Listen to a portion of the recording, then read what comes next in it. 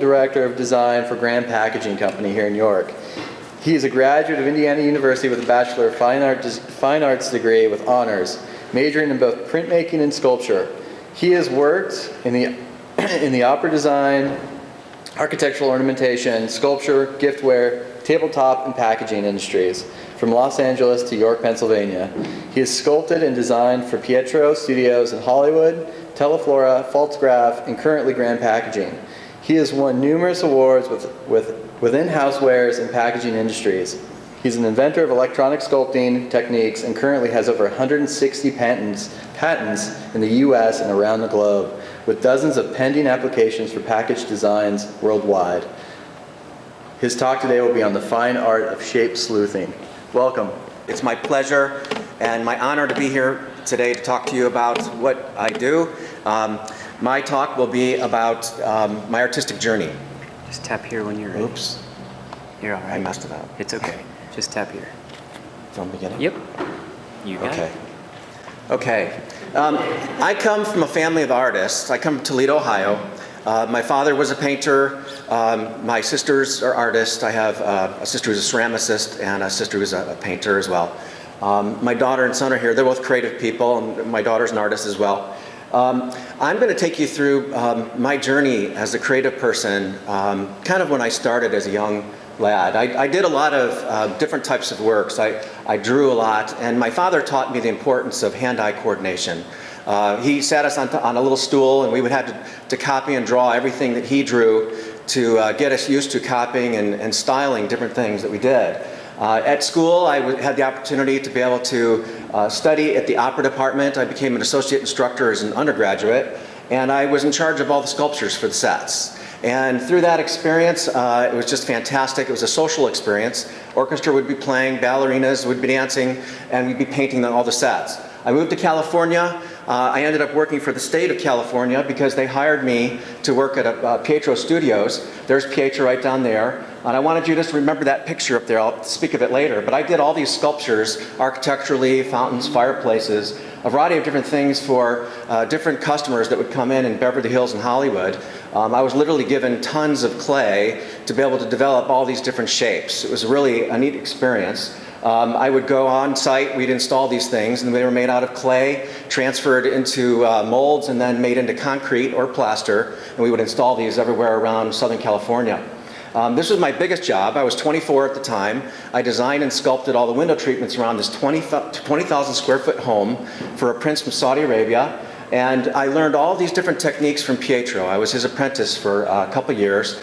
And this stayed with me my whole life. I was able to use this through my whole career. Just to tell you, this is work I did, but basically it was so interesting. When I went to California, the man that owned the sculpture house, his best friend was my first cousin, of all things. And I answered a strange ad of the LA Times. And then when PIETRO was retiring, he told me that his father sculpted that piece that I waited for out in front of the Toledo Museum of Art every day of my life.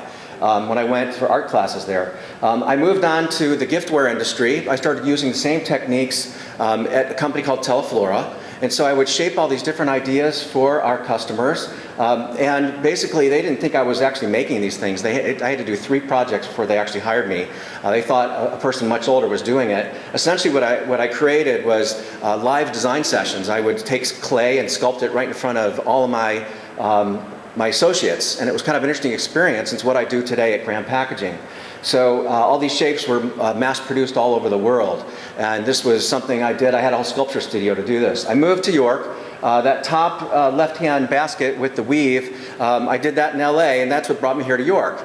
We were getting the shapes tested at Pfaltzgraff because they were going to mass-produce the designs here in York instead of making it in Korea. And so I just then was offered a job, and I started making all kinds of shapes and designs for Pfaltzgraff.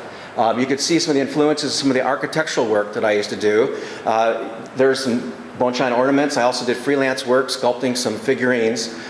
So all this was part of my craft and training and learning about how to do sculpturing and especially communication. Moving on from there, it was really kind of interesting because the computer came to be. I was asked to develop shapes with a computer for the first time. I started delving into this, studying with car manufacturing software, and it was a really neat experience because I could sculpt anything, but now I had the tools to be able to visualize and work on all different types of shapes and ideas without having to craft each one. It made designing much faster. We could put them in front of the marketing teams in a way that allowed us to get through the projects much quicker. And then we can get to speed to market that much faster all along the way. So there's some of the shapes that we did. Some were still done by hand, but most of it then now was at the computer when I finished my career at Pfaltzgraff. I still had the opportunity to do a lot of handwork. This was an award I won from Disney for doing all these shapes for Mickey and Company to develop a variety of different houseware shapes for them. And these you can still find on eBay. They're out there. You can still purchase them. I really enjoyed the work that I did at Pfaltzgraff. It's sorry to see that a company like that is no longer. This was the last line that I did before I left. And you could see that this was on the cover of Tableware International. And just right at this time, Graham was looking for creative people to come join them at a packaging company. So I transitioned. I never thought I'd stay here in York, but that opportunity came up and I took it. So I started to design for the packaging industry.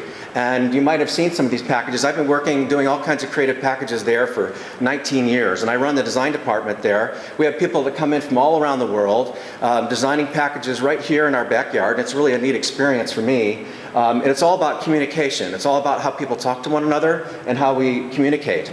I had the opportunity to be able to develop electronic sculpturing, and I brought it in and I was able to do haptic technology, interactive pen technology, and I even invented a bunch of ways to be able to get to market quicker with electronic sculpting techniques that allowed us to be more competitive in the marketplace. I helped Graham grow to a multi-billion-dollar business.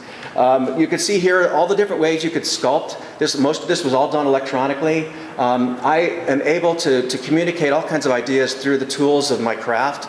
I have a whole team of designers that work with me developing all these shapes. This is all my work right here, and right now this is just kind of a portfolio of hundreds of designs that I've done. My career has spanned all different varieties of ways to communicate with one another, but who would have thought, like that Tropicana bottle up there, $250 million to put that on the market. That's how much companies pay to put these types of shapes out there in the field. This is some of my own current work that I'm doing right now. Just want to show you I still keep current with my craft. I wanted to end you with this, and I apologize for being so fast because this is a quick process. I'd like to leave you with one last thing. My definition of craft. Craft is universal, craft is emotional, craft is skillful, craft is playful, craft is individualistic, craft is social.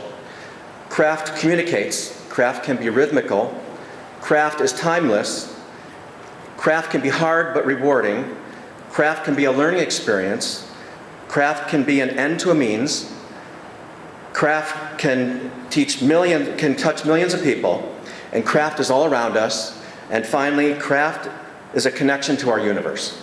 Thank you.